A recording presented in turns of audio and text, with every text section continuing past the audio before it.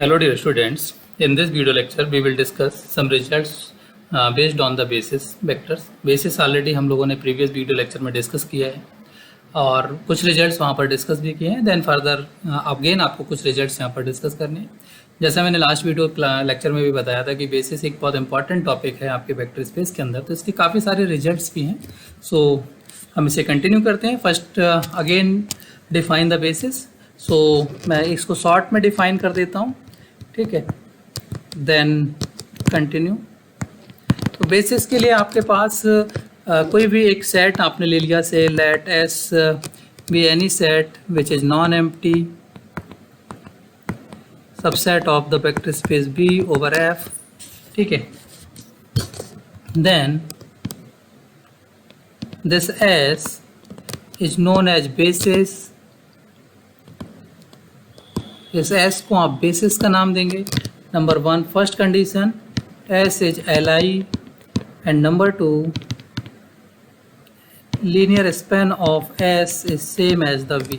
अगर कोई भी सेट जो आपके पास B का सबसेट आपने कंसीडर किया है वो इन दो प्रॉपर्टीज को अगर होल्ड करता है, then it is known as the basis of the given vector space over the field F, ठीक है. तो इसी के कुछ रिजल्ट्स हमें अभी अगर फर्दर यहाँ पर डिस्कस करना है.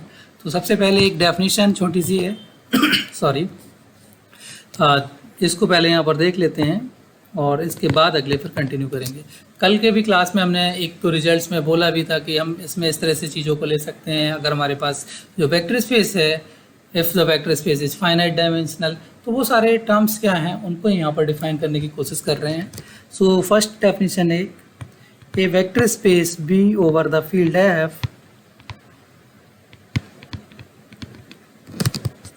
is said to be finite dimensional vector space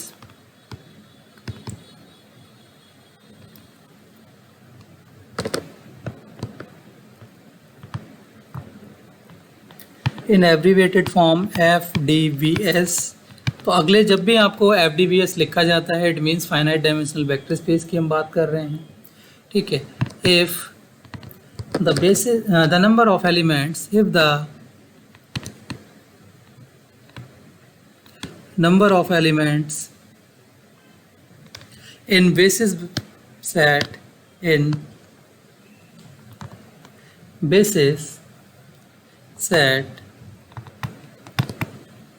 is finite. Dimensional word आप कर ही चुके हैं. Dimension means dimension of the vector space. Finite आपको यहाँ पर एक पर्टिकुलर नंबर की बात की गई है, और जो डायमेंशन आपने डिफाइन की थी वो डिफाइन की है through the cardinality of the basis set.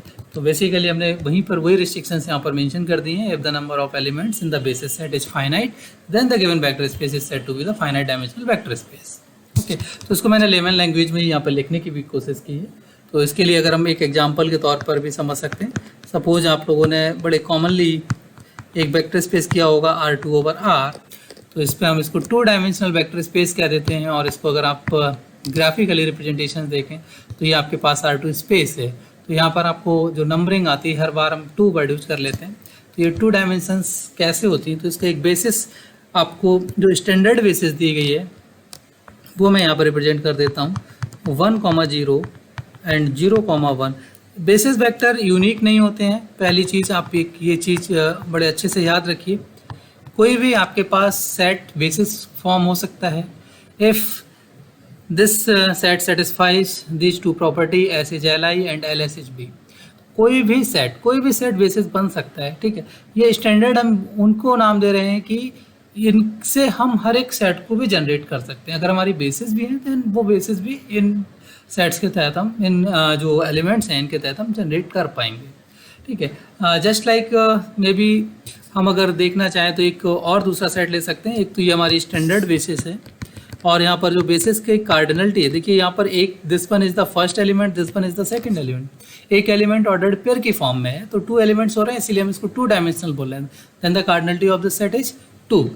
एक हम अनदर दूसरी बेसिस की भी बात कर लें, से दिस इज से S1 हम कहते हैं. तो अगर आप इसको देखना चाहें 1,1, ठीक है, और 1,0, तो ये भी आपके पास बेसिस फॉर्म कर रहा होता है. आप इसको बड़े इजीली चेक कर सकते हैं, कोई भी वेक्टर इनके टर्म्स में भी आप जनरेट कर सकते हो, ठीक है। तो ये भी आपके पास एल आई है, तो सेट एल आई होना चाहिए। आपके पास लीनियर स्पैन आपका भी जनरेट कर रहा हो तो उसको आप बेसिस नाम दे देंगे। तो ये एक कभी भी दिमाग में नहीं आना चाहिए, क्योंकि हमने कई जगह पर वर्ड भी यूज किया है कि each element of the B can be uniquely expressed in terms of the basis vector. हमने कल प्रीवियस वीडियो लेक्चर में भी एक रिजल्ट यूज किया है। तो बेसिस वेक्टर जो आपने एक बेसिस वेक्टर कंसीडर किया, उसके टर्म्स में अदर एलिमेंट्स जो भी आपके वेक्टर स्पेस के एलिमेंट्स हैं उनको आप जनरेट कर रहे हैं। हमने ये कहीं पर भी नहीं बोला है कि बेसिस वेक्टर इज यूनिक। तो ये आप हमेशा ध्यान रखिए कि basis can be exist more than one, but the expression of each and every vector of the vector space be in terms of the specified basis vector is unique. किसी particular set को आपने basis का नाम दिया, तो उसके terms में जो आप एक्सप्रेशंस कर रहे हैं, दिस एक्सप्रेशन इज यूनिक। तो इस पर बड़ा ध्यान देने की चीज़ें हैं ये, तो इसको आप काफ़ी अच्छे से समझ के चलिए। अब हम कुछ रिजल्ट्स को यहाँ पर करने की कोशिश करते हैं, ठीक है। से नोट की फॉर्म में ही हम इनको प्रीवियस वीडियो में भी करते आए हैं, यहाँ पर भी कर रहे हैं। Number 1, FDBS means finite dimensional vector space V over F has dimension n,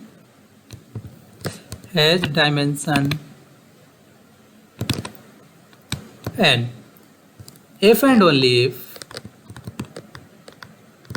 n is the maximum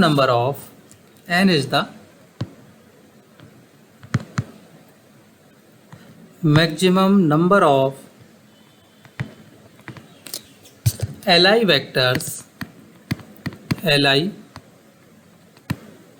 vectors in any subset of BF, B over F। तो ये आपको एक रिजल्ट याद रखना है। कुछ रिजल्ट्स मैं यहाँ पर प्रूफ भी कराऊंगा आपको, कुछ रिजल्ट्स आप, क्योंकि हम सारे रिजल्ट्स प्रूव करेंगे देन बहुत लेंथी आपके पास ये सीरीज आपकी हो जाएगी। तो कुछ जो आप, मुझे लग रहा है कि आपको नहीं ज़रूरत पड़ेगी, बहुत ज़्यादा आपको आने ही चाहिए, तो उनकी मैं कोशिश करूँगा कि प्रूफ हो जाए। बाकी कुछ एलिमेंट्री जो सिर्फ आपको ध्यान रखने की ज़रूरत है, तो वो ऐसे ही नोट डाउन करने की कोशिश करते हैं। Next one is if dimension of the B is n, आपको डायमेंशन n दे दी गई, ठीक है। अच्छा, आपने बेसिस की डायमेंशन वेक्टर स्पेस की डायमेंशन आपने डिफाइन कर दी, तो इट मीन्स आपने बेसिस वेक्टर्स की जो कार्डिनलिटी है, बेसिस सेट की जो कार्डिनलिटी है, वो आपने डिफाइन कर दी है, ठीक है। Basis vector means, basis set means Li vectors, और आप जैसे ही उससे ज़्यादा कोई भी वेक्टर उस सेट के अंदर इंक्लूड करते हैं, it means these are the LD। तो उसी को हम यहाँ पर मेंशन कर रहे हैं। Then any n+1 vector in V are LD, sorry as नहीं,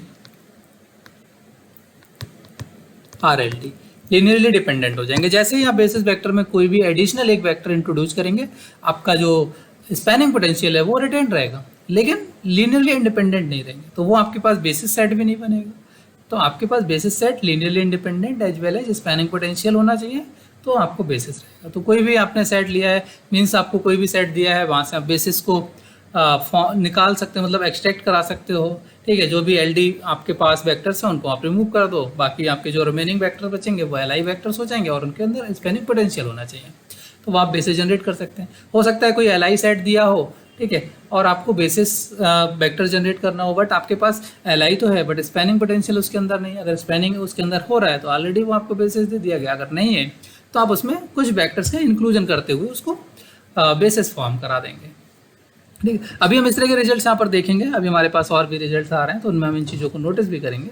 तो एक तो ये हो गया आपके पास बहुत इंपॉर्टेंट पॉइंट है कि जब भी आपके पास किसी भी बेसिस वेक्टर के अंदर कोई भी आप एडिशनल वेक्टर इंट्रोड्यूस करते हैं, then the basis set becomes the linearly dependent with the inclusion of that vector, ठीक है। तो ये आपको हमेशा ध्यान रखना है। Number 3, if the dimension of B is n, if dimension of the vector space B is n and we have some set x1 x2 and so on xn is li। Definitely अब यहाँ पर देखिए आपके पास dimension भी n दी है, set li दिया है, तो ये आपके पास क्या होगा, भी क्या होगा, ये basis vector subset of v। Then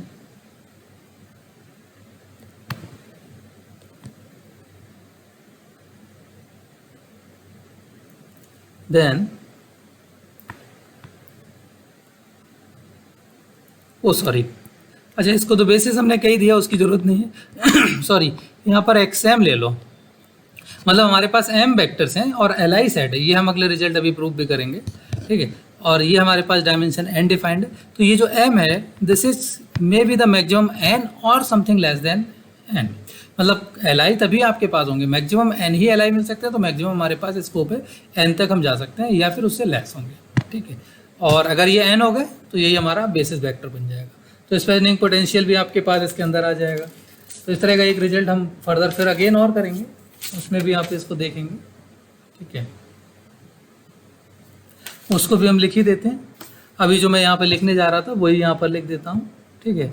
तो दोनों रिजल्ट्स आ जाएंगे, एक फोर्थ वन मैं एक साथ लिख रहा हूँ, दो रिजल्ट्स को फोर के अंदर। If dimension of v is n and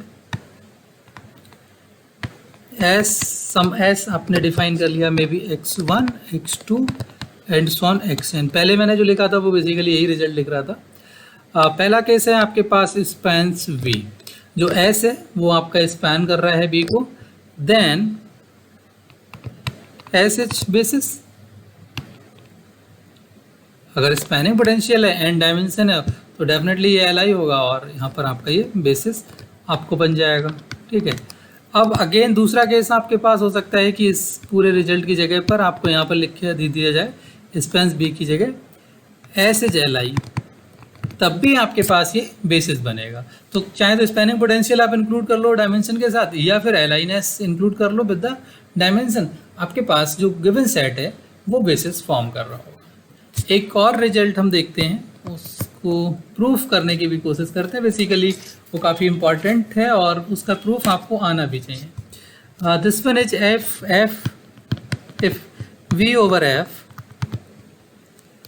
is a F D B S, finite dimensional vector space, ठीक है। फाइनाइट हम इसलिए लगा रहे हैं कि अगर हमारे पास फाइनाइट नहीं होगा, इनफाइनाइट होगा तो हमें बेसिस का नंबर फाइनाइट नहीं मिलेगा, और हम कितना उसमें इंक्लूजन करें एक्सक्लूजन करें, हमारे पास कोई वहाँ पर वैल्यू नहीं होगी तो हम उस पर वर्क नहीं कर सकते। इनफाइनाइट सेट्स पे केवल हम जो है ऑब्जर्वेशंस कर सकते हैं, उनका नंबरिंग रिप्रेजेंटेशन हम नहीं दे सकते, ठीक है। तो इसीलिए जितने भी वर्क्स हैं वो मैक्सिमम एफडीबीएस पे ही आपके पास हो रहे हैं।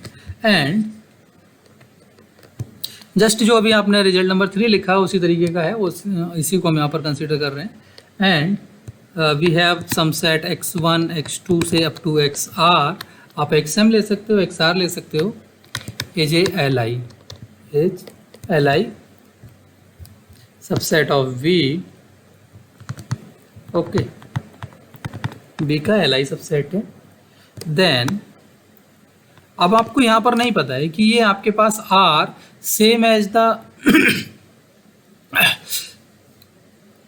Dimension of the vector space है या उससे लेस है, हमारे पास कोई इन्फॉर्मेशन नहीं, क्योंकि देखिए पीछे हमने रिजल्ट नंबर 3 में डायमेंशन लेके चल रहे थे तो हम वहाँ पर कुछ चीज़ों को दिखा पा रहे थे। अभी हो सकता है कि भाई ये सेम हो जाए तो हमारे पास ये ऑलरेडी क्या नाम है बेसिस यहाँ पर दे दी जाएगी, अगर नहीं है, ठीक है, उससे लेस नंबर आ रहा है, सपोज ये लेस आ रहा है, इतना तो गारंटेड है कि ये लार्जर तो नहीं होगा, बिकॉज यहाँ पर आपको ऑलरेडी इसने बोला है कि ये li सेट, तो ये या तो dimension of the vector space से लेस होगा या फिर आपके पास जो है ये नंबर r आपका dimension of the vector space के बराबर होगा, ठीक है। और क्योंकि ये रीजन आपको बता ही चुका हूँ क्योंकि li आपको ऑलरेडी पहले से गिवन है, ठीक है। तो यहाँ पर यही बोला गया है, then it can be extended, then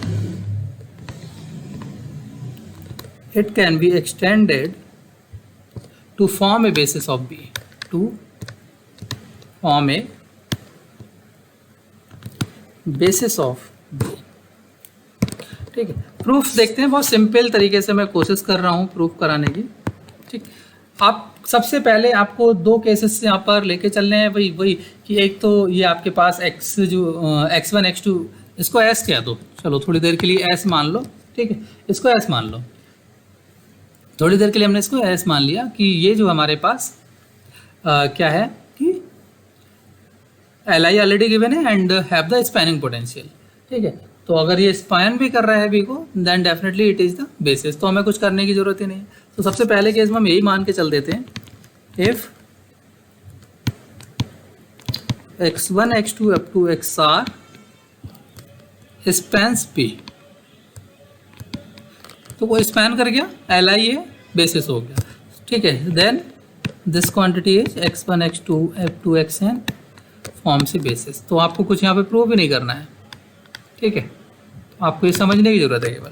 अब एक बार हो सकता है कि नहीं भाई हमारे पास ऐसे नहीं है, हमें ये नहीं दिया है, तो हमने यहाँ पर क्या कर लिया, लेट, अच्छा सॉरी इसको एस मत कहो क्योंकि हमें एस अभी अगले कहना पड़ेगा, इसको एस कर देते हैं, लेट एस इक्वल्स टू हमारे पास जो वेक्टर है, अगर हम दूसरी सिचुएशन लेके चल रहे हैं कि नहीं भाई ये स्पैन नहीं कर रहा है, ये इसको स्पैन नहीं कर रहा है, ठीक है, x1 x2 xr के अंदर स्पैनिंग पोटेंशियल नहीं है, बट Li आपको दिया हुआ है, तो इसको हम एक्सटेंड करते हैं, x1 x2 up to xr, कुछ एलिमेंट जोड़ा है xr plus 1 and so on xn से सिंबलाइज कर लिया, ठीक है।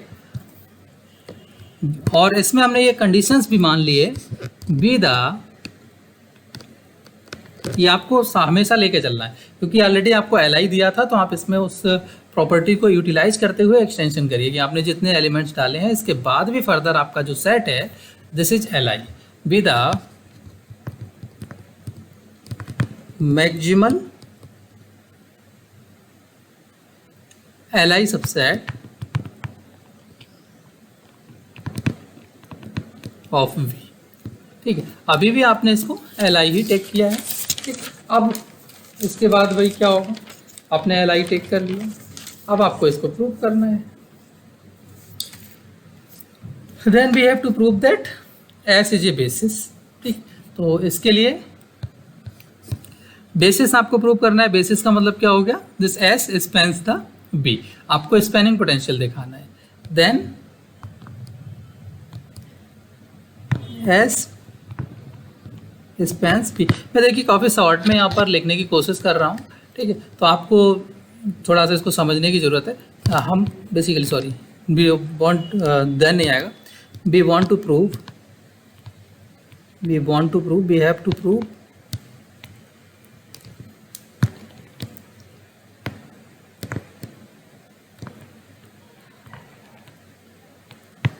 एस स्पैन्स V, तो आपको ये प्रूव करके लाना है, ठीक है, ठीक है भाई। स्पैन कर रहा है इसका मतलब क्या हुआ, एस के बाहर से कोई एक एलिमेंट ले लीजिए जो बी के अंदर है, बी के अंदर से कोई एक एलिमेंट लीजिए जो एस के अंदर नहीं है, और उसको हम क्या कर लें, इस एस के एलिमेंट्स के टर्म्स में एक्सप्रेस कर दें, लीनियर कॉम्बिनेशन के टर्म्स में एक्सप्रेस कर दें, ठीक है, उसको लीनियर कॉम्बिनेशन के टर्म्स में एक्सप्रेस कर दें, तो हमारे पास क्या मिल जाएगा, स्पैनिंग पोटेंशियल मिल जाएगा। स्पैनिंग पोटेंशियल मिल गया, Li ऑलरेडी हम यहाँ पर मैक्सिमम Li सबसेट यहाँ पर कॉल करके चल ही रहे हैं, तो हम इसको बेसिस का नाम दे देंगे।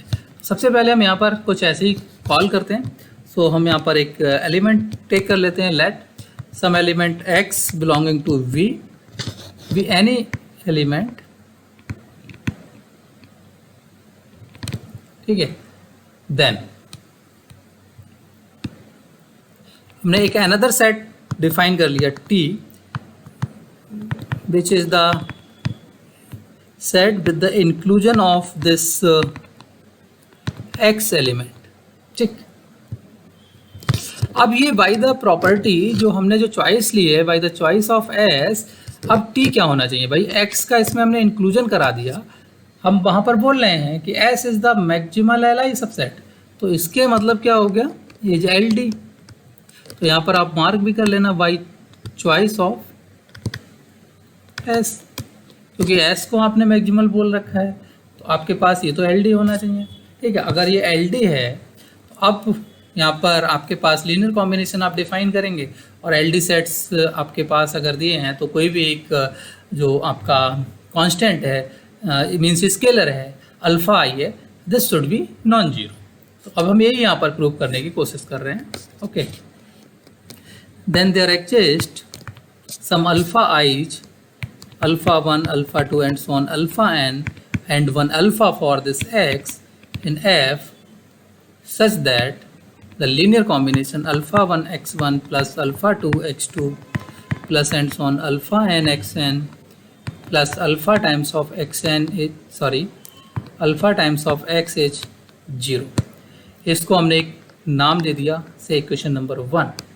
अब हम क्या क्लेम करना चाहते हैं?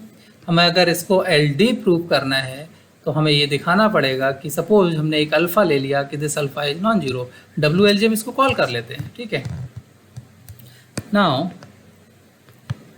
We claim alpha is non zero. हमें इसको प्रूव करना चाहिए. ठीक है, ये नॉन जीरो होगा, ये हम प्रूव करके लेके आते हैं. क्योंकि भाई x1 x2 xn तो हमारे पास मैक्सिमम LI सबसेट है, वो फिर अल्फ़ा ही बच रहा है, इसको हम नॉन जीरो ले लेते हैं. इसका देखिए प्रूफ जब भी आपको किसी भी रिजल्ट के करने होते हैं 99% के जो प्रूफ्स हैं वो कॉन्ट्राडिक्टरी आपको प्रूव करने होते हैं. ठीक है, आपका रिजल्ट का भी प्रूफ आप कर ही नहीं पाएंगे, तो आपको उसको दिखाना होता है कि आपने जो एजम्पशंस लिए हैं वो आपने रॉन्ग ले ली. तो हम इसका कॉन्ट्राडिक्टरी प्रूफ दिखाने की कोशिश कर रहे हैं. हम ये मान लेते हैं कि अल्फ़ा हमारे पास क्या है, जीरो है. तो हम सपोज कर लिए कि अल्फ़ा कितना है, जीरो. अगर अल्फ़ा आपने जीरो ले लिया देन आपके पास ए कितना हो जाएगा भाई, then a alpha 1 x1 plus alpha 2 x2 alpha n xn is 0. इससे क्या हो गया, इससे क्या हुआ भाई, आपके पास x1 x2 xn are already given LI. So alpha 1 equals to alpha 2 equals to and so on alpha n equals to 0. ठीक है, सारे अल्फ़ाइज आपको 0 मिल गए. Reason since x i's are LI, जो आपने S लिया था मैक्सिमम LI सेट, उसकी वजह से सारे 0 मिल गए.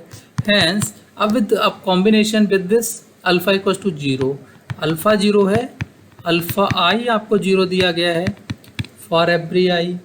इससे क्या हुआ, x1 x2 xn आपके पास LI दिए थे, आप लेके चल रहे. अल्फ़ा अगर आपने 0 टेक कर लिया तो आपके पास x का भी इंक्लूजन हो गया और ये सेट स्टिल मीन्स t आपके पास अगेन क्या आ गया, LI. भाई यहाँ पर अगर सारे के सारे alpha and alpha i's are 0 it means that t is the LI. लेकिन अभी आपने क्या क्लेम किया है, जो कंसिडरेशन लिया है उसमें आपने बोला है कि t इज LD. तो ये क्या हो रहा है, यहाँ पर आपके पास कॉन्ट्राडिक्शन हो रहा है. Which is the contradiction, which is contradiction. तो ये एक सबसे बड़ी देखिए प्रॉब्लम्स क्या है, लीनियर अलजेब्रा या अलजेब्रा या एनालिसिस, हम यहाँ पर जो लिखते हैं वो चीज़ हमें दिखती नहीं, हमारे दिमाग में होनी चाहिए कि हमने इसको क्यों लिखा है. इसीलिए ये बहुत ज़रूरी है चीज़ों को समझना. एक एक स्टेप पे मैं काफ़ी स्लो यहाँ पर आपको बताने की कोशिश कर रहा हूँ जिससे कोई भी चीज़ स्किप ना हो. जैसे डिफरेंशियल में हम काफ़ी फास्ट चीज़ों को बोल जाते हैं बिकॉज वहाँ पर बहुत ज़्यादा दिक्कत नहीं है, लेकिन यहाँ पर काफ़ी इंपॉर्टेंट पॉइंट्स होते हैं, एक एक पॉइंट को आपको ध्यान रखना है. तो ये आपका कॉन्ट्राडिक्शन किस चीज़ का हुआ, t इज LD, क्योंकि यहाँ पर जो आपने कंडीशन लिखी alpha equals to 0 alpha i equals to 0 it means t is LI. तो ये आपने गलत यहाँ पर कंसिडरेशन ले लिया. इसका मतलब अल्फ़ा आपका 0 नहीं हो सकता है. It means alpha is non zero. Alpha अगर नॉन जीरो है और अल्फ़ा आपका फील्ड एलिमेंट है तो अल्फ़ा इन्वर्स एग्जिस्ट करेगा. भाई अगर अल्फ़ा आपका नॉन जीरो और अल्फ़ा फील्ड एलिमेंट है तो अल्फ़ा इन्वर्स भी एग्जिस्ट करेगा. ठीक है, तो अल्फ़ा इन्वर्स आपका आ गया. हैंस आप ए से अगेन देख सकते हैं, हमने क्या कर लिया, एक्स को एक्सप्रेस कर लिया minus alpha inverse alpha 1 x1 plus minus alpha inverse alpha 2 x2 plus and so on plus minus alpha inverse alpha n xn. ये क्या हो गया, लीनियर कॉम्बिनेशन हो गया. इसको थोड़ी देर के लिए मान लीजिए सम बीटा 1 x1, इसको मान लीजिए sum beta 2 x2 and so on beta n xn. ये क्या आ गया, i going from 1 to n beta i xi means x is linear combination of xi. यही तो आपको स्पैनिंग पोटेंशियल में दिखाना होता है. ठीक है, मीन्स जितने भी आपके बी के एलिमेंट्स हैं वो सारे के सारे लीनियर कॉम्बिनेशन की फॉर्म में लिखे जा सकते हैं. इसका मतलब आपके पास जो S है, S has the spanning potential, ठीक। It means hence set x1 x2 and so on xn, अच्छा XR के साथ भी लिख दूँ, XR XR plus 1 and so on xn form से बेसिस। तो इस तरह से आप इसकी बेसिस यहाँ पर डिफाइन कर लिए। इस तरह बहुत छोटे छोटे से ये रिजल्ट्स हैं और बड़े इजीली, बड़े इंपॉर्टेंट हैं, बड़े इजीली आप इनको प्रूव कर सकते हैं, ठीक है। तो आई होप काफ़ी अच्छे से ये आप लोगों को समझ आया होगा। बट स्टिल अगर किसी को कोई प्रॉब्लम है then you can comment below, और आप हमें मेल पे भी डायरेक्ट लिख सकते हैं। मैंने ऑलरेडी यहाँ पर हर एक वीडियो में मेल आईडी अपनी शेयर करता हूँ। हमारा टेलीग्राम ग्रुप है, हम उस पर आपको उसका लिंक भी हर वीडियो में शेयर करते हैं, तो हमें वहाँ पर भी आप इंडिविजुअल भी मैसेज कर सकते हो। अदरवाइज सबसे बेस्ट ऑप्शन तो यही है कि आप हमें कमेंट सेक्शन में यहाँ पर मेंशन कर दीजिए। अगर कोई भी डाउट या कोई भी आपको प्रॉब्लम हो रही है आप उसको मेंशन करिए, हम उसको जल्दी से जल्दी रिजॉल्व करने की कोशिश करेंगे। एक हम अभी और एग्जाम्पल यहाँ पर लेके चलने की कोशिश कर रहे हैं जिससे हम बेसिस दिखाना चाहें। और बेसिकली ये एक एग्जाम्पल मैंने इसलिए पिकअप किया है जो कहीं ना कहीं आप डिफरेंशियल इक्वेशन में सॉल्यूशंस भी डिफाइन करते हैं, तो वो थोड़ा सा मुझे लगता है कि वहाँ पर सोल्यूशन कैसे आप लिख रहे होते हैं वो ज़्यादा इंपॉर्टेंट है, और हम इसको यहाँ पर भी कंसिडर कर सकते हैं। तो मैंने एक एग्जाम्पल यहाँ पर कंसिडर किया है, ठीक है। V हमारे पास एक वेक्टर स्पेस है और ये वेक्टर स्पेस है set of all real valued functions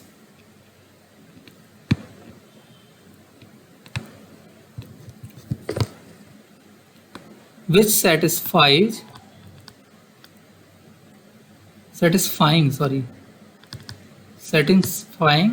differential equation. एक डिफरेंशियल इक्वेशन दी गई है d3y over dx cube plus 6d2y over dx square plus 11dy over dx plus 6y equals to 0। और ये जो आपके कॉफिशिएंट्स हैं या जो भी चीज़ें हैं वो आपके पास कहाँ से ली गई हैं, R से ली गई हैं, ओवर R। देन आपको यहाँ पर बताना है what are the basis, find basis of V, ठीक। तो सोल्यूशन देखते हैं, बहुत सिंपल सोल्यूशन होगा आपके पास। सबसे पहले सारे लोग इसके रूट्स फाइंड कर लेंगे, सॉल्यूशंस लिख लेंगे। So roots of auxiliary equation of the given D. देखिए ये डायरेक्ट आपको ऑक्सिलरी और ये सब नहीं मिलता है, मैं डिफरेंशियल इक्वेशन में काफ़ी इसको डिटेल्स में डिस्कस किया है। अगेन फर्दर अगर किसी को इस तरह की कोई डाउट्स हैं तो वो आप वहाँ पर जाके इसको देख सकते हैं और वहाँ से आपको काफ़ी क्लियर हो जाएगा कि ये ऑक्सिलरी इक्वेशन कैसे फॉर्म होती है, रूट्स आपके कैसे मिलते हैं, हम एक्सपोनेंशियल की फॉर्म में ही सॉल्यूशंस को क्यों कॉल करते हैं। तो ये बड़ा इंपॉर्टेंट पॉइंट है, वो आप इसमें मैंने ऑलरेडी हर एक वीडियो के अंदर जो डिफरेंशियल इक्वेशन है कई सारी प्लेलिस्ट मैंने जो अभी तक की हैं वो यहाँ पर अटैच कर रहा हूँ, तो आप डिफरेंशियल इक्वेशन की प्लेलिस्ट में जाकर भी इसको देख सकते हैं। क्योंकि यहाँ पर अगर हम बहुत डिटेल्स में चीज़ों को डिस्कस करने लगे तो काफ़ी आपका टाइम कंज्यूमिंग होगा।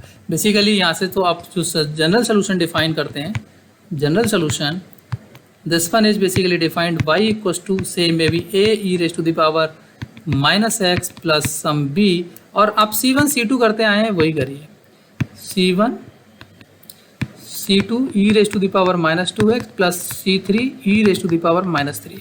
ये सोल्यूशन इस तरह से डायरेक्ट आपको नहीं मिलता है, ये उस प्लेलिस्ट में मैंने बहुत अच्छे से बताया।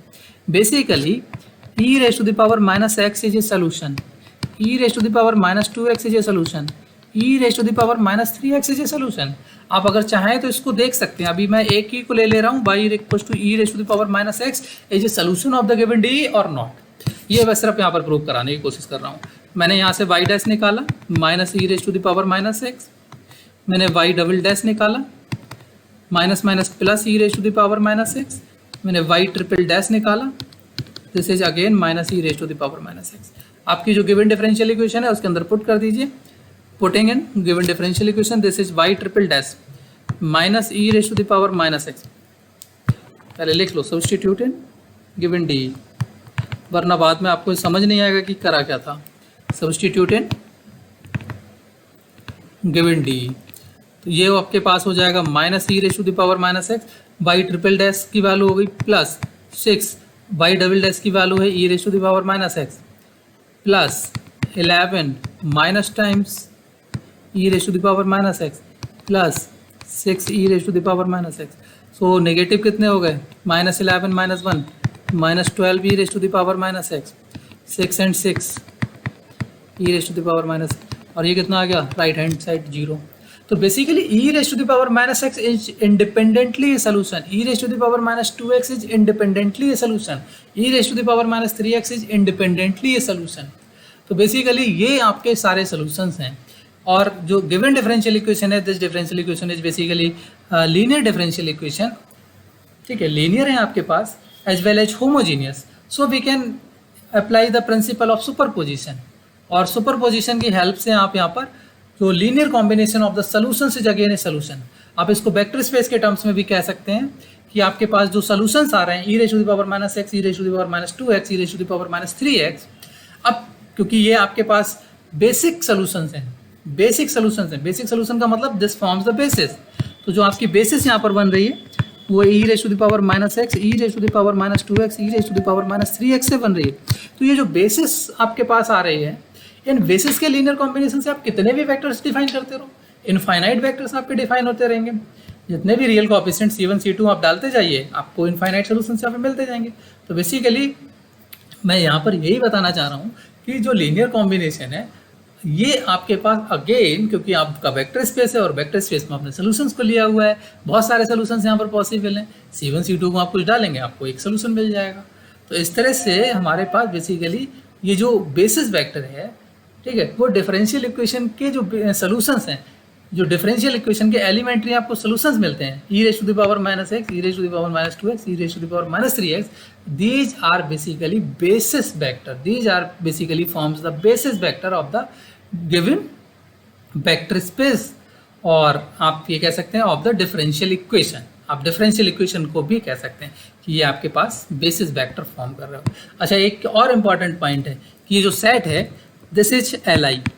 अगर ये Li नहीं होगा तो कभी भी आप यहाँ पर डिफरेंशियल इक्वेशन के टर्म्स में भी ये लीनियर कॉम्बिनेशन या जो सुपरपोजिशन प्रिंसिपल है इसको इम्पोज नहीं कर सकते। कई बार आपने देखा होगा कि आपके पास जब रिपीटेड रूट आते हैं, जब आपके पास रिपीटेड रूट होते हैं तो आप बाई इक्वल टू से आप लिख देते हैं C1 प्लस C2x, और मे भी आपके पास पॉजिटिव वैल्यू थी ई raise to the power x, तो ये आप x से मल्टीप्लाई करके इसको लीनियरली इंडिपेंडेंट बनाते हैं। तो ये भी एक बड़ा रीजन है कि हम डिफरेंशियल में इन चीज़ों को अभी देखते ही नहीं।